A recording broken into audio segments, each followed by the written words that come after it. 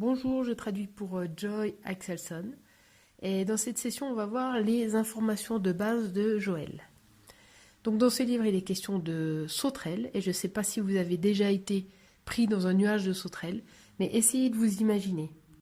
Vous avez des sauterelles qui volent partout, qui rentrent par les portes, par les fenêtres, vous en avez dans les cheveux. Elles entrent dans vos chaussures, dans votre nourriture, elles rentrent dans votre lit. Et elles font beaucoup de bruit avec leurs dents quand elles mangent. Et elles volent partout autour de vous et vous ne pouvez pas vous en débarrasser. Elles sont partout. Et ça, c'est ce que les lecteurs d'origine, très probablement, ont expérimenté au premier chapitre. Ou peut-être que c'est ça en tout cas. Ils viennent de sortir d'une invasion de sauterelles et tout est détruit.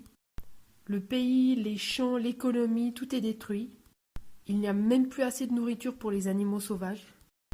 Et même les prêtres ne peuvent plus faire les sacrifices parce qu'il n'y a plus d'animaux pour les sacrifices.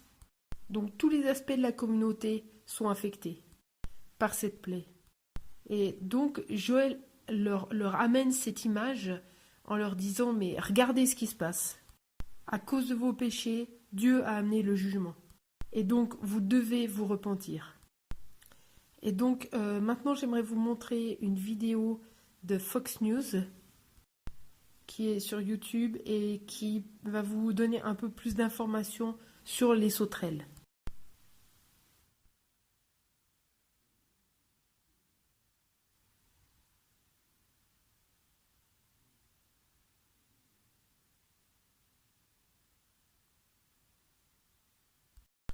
Depuis l'Antiquité, les sauterelles ont dévasté l'humanité. Et aujourd'hui encore, elles provoquent des désastres de proportions énormes. Elles forment les essaims les plus destructeurs, car les sauterelles peuvent dévaster des pays entiers, détruisant des vies et des vivres de millions de gens. En général, on peut voir un essaim de sauterelles de loin, et ça ressemble à un nuage de fumée qui plane assez bas sur l'horizon. Et lorsqu'il s'approche, en fait, le nuage de sauterelles, en général, roule parce que les sauterelles à l'avant se posent et celles qui sont à l'arrière, elles sautent et rejoignent les autres dans les airs. Donc il y a probablement autant de sauterelles posées sur l'herbe que celles que l'on voit dans les airs. Un nuage de sauterelles peut contenir 40 milliards d'individus et peut s'étendre jusqu'à 30 km. Mais le problème des sauterelles n'est pas seulement leur nombre, mais c'est aussi leur appétit qui est énorme. Leurs mâchoires puissantes peuvent mâcher la végétation à une vitesse incroyable.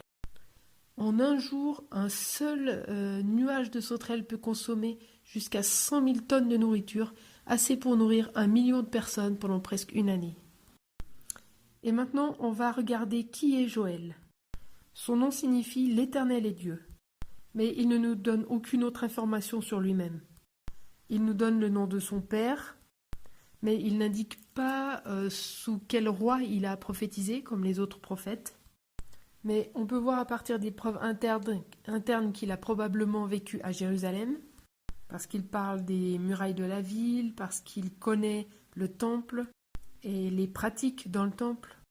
Il parle des prêtres aussi et de la manière dont ils ont subi aussi la plaie et comment ils s'en sont sortis aussi. Donc peut-être qu'il a vécu à Jérusalem, mais on ne sait pas à quelle époque. Donc ça a laissé la place à beaucoup de débats par rapport à l'époque où il aurait prophétisé. Et aussi quand le livre a été écrit. Et il y a aussi, dans Joël, il y a aussi un débat par rapport aux envahisseurs. Est-ce que ce sont des vraies sauterelles ? Ou est-ce que c'est une vraie armée, ou est-ce que c'est les deux? Donc on va regarder deux possibilités de quand le livre a été écrit. La première possibilité, ce serait post-exil, donc à la fin des années 400 ou au début des années 500, après l'époque d'Esdras et de Néhémie. Et dans Joël chapitre 4 verset 2, il est dit au passé, il est dit qu'ils ont dispersé mon peuple parmi les nations. Donc certains disent que c'est la preuve que ça s'est passé après l'exil. Mais on voit qu'il y a les murailles de la ville, les prêtres, le temple qui existe encore. Donc ce serait une preuve que c'est après l'exil. Et il n'y a pas de mention de roi non plus. Il n'y a que des prêtres et des anciens, et ça c'était le cas après l'exil. Il n'y a pas de mention non plus du royaume du nord d'Israël.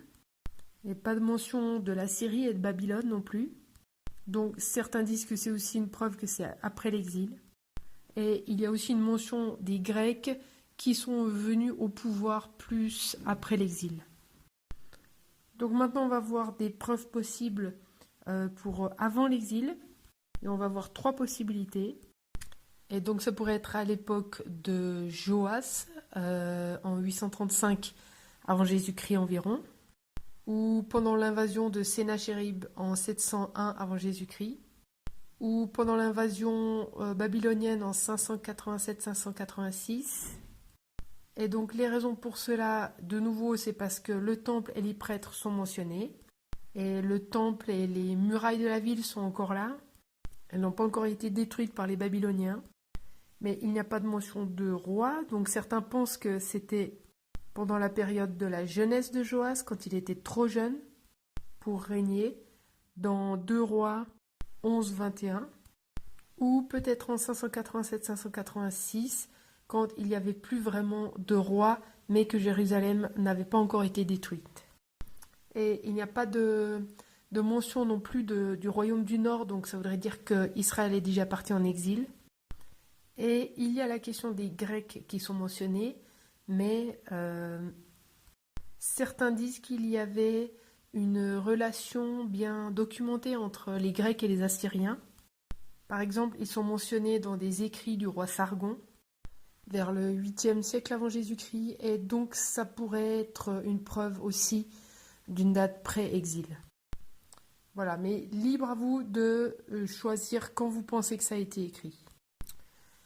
Pour l'auditoire, certainement que c'était Juda, parce qu'il est question du temple, des prêtres, de Jérusalem.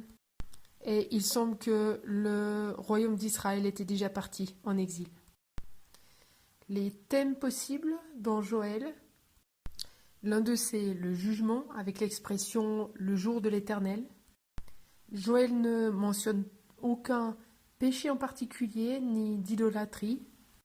Il parle simplement de jugement et aussi de restauration, bien sûr. Et il parle du jour de l'Éternel. L'idée du jour de l'Éternel, c'est l'idée que Dieu protège son peuple, il les bénit, et il est sur son trône pour amener le jugement sur le monde. Et que les nations reçoivent le jugement à cause de leurs péchés, leur révolte contre Dieu. Un prophète utilisait cette expression, le jour de l'Éternel, pour désigner 2 sortes de jugements. Soit un jugement historique sur une nation spécifique, ou le jugement universel de la fin des temps. Un autre thème, c'est la repentance. C'est une idée qui revient plusieurs fois dans le livre. Joël les appelle à se lamenter, à jeûner, à prendre le deuil, à se tourner vers Dieu, dans l'espoir que Dieu leur fasse grâce et qu'il ait compassion d'eux. Dans l'espoir que Dieu les restaure et leur pardonne, mais aussi qu'il leur épargne des jugements futurs. Donc maintenant la question, ces envahisseurs, est-ce qu'ils sont réellement des sauterelles ou est-ce que c'est une armée ou est-ce que c'est les deux? Donc on va regarder les arguments pour ces 2 options. Donc tout d'abord on voit les références pour les vraies sauterelles dans la Bible. Donc on voit dans Amos, l'Apocalypse et Proverbes. Les plaies de sauterelles ont lieu tout le temps autour du monde. Dans Joël 1, 4 à 7 et 2, 2 à 9, on voit vraiment la description du comportement des sauterelles. Dans Joël 2, 20, il est question que son infection, sa puanteur va s'élever. Et c'est le cas quand des sauterelles meurent et quand elles se décomposent, elles sentent très mauvais. Dans Joël 2, 23, il est question de la pluie qui arrive et les plaies de sauterelles s'arrêtaient toujours quand la pluie se mettait à tomber. Et les sauterelles font partie des malédictions de l'Alliance. On le voit dans Deutéronome 28, les versets 38 et 42. Voilà, maintenant on va voir les arguments en faveur que les envahisseurs seraient uniquement une nation ou une armée réelle. Il y a plusieurs passages dans la Bible où les armées sont comparées à des sauterelles. Par exemple dans Juges 6, 5 ou 7, 12, Jérémie 46, 23, 51, 14 et 27 et Naoum 3, 15. Et il y en a encore d'autres. Dans la Bible, les sauterelles sont une image utilisée pour décrire le jugement. Et les sauterelles sont mentionnées seulement 2 fois dans Joël.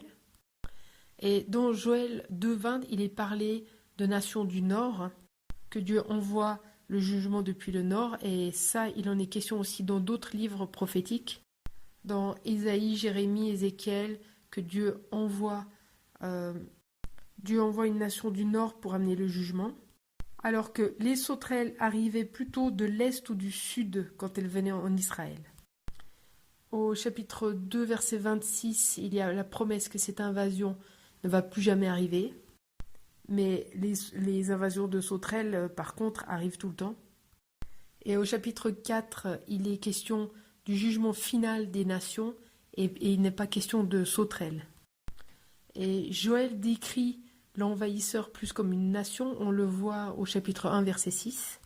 Et aussi au chapitre 2, verset 2, il est question d'un peuple nombreux et puissant. Et au chapitre 2, verset 11, il est question de l'armée de Dieu. Et 2, 25, c'est ma grande armée. Donc certains disent que ça, c'est la preuve qu'il est question de vrais peuples et de vraies armées.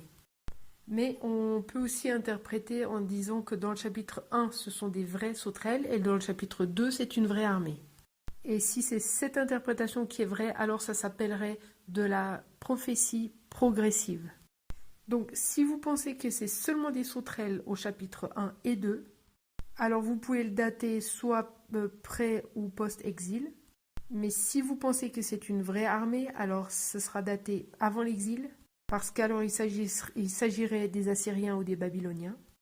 Et si vous pensez que c'est à la fois des sauterelles et une vraie armée, alors ce sera quand même daté avant l'exil, parce qu'il s'agit des armées des Assyriens et des Babyloniens, qui viennent du nord. J'aimerais terminer en parlant encore des sauterelles. Elles peuvent mesurer 6 cm de long. Elles peuvent voler jusqu'à 18-19 km/h, avec l'aide du vent aussi. Elles peuvent parcourir entre 50 et 100 km en un jour. Elles peuvent voler jusqu'à 200 mètres de haut. Elles peuvent dévorer un champ en quelques heures. Elles sont des millions d'individus par essaim et elles sont dans des nuages tellement serrés qu'on dirait qu'il fait nuit. Et leur bruit peut être entendu jusqu'à 9 km de distance. Donc le fait que Joël utilise cette image des sauterelles, ça devait vraiment remuer les lecteurs d'origine pour leur dire que c'était vraiment important qu'ils se repentent et qu'ils reviennent à Dieu. Voilà la fin de cette première session.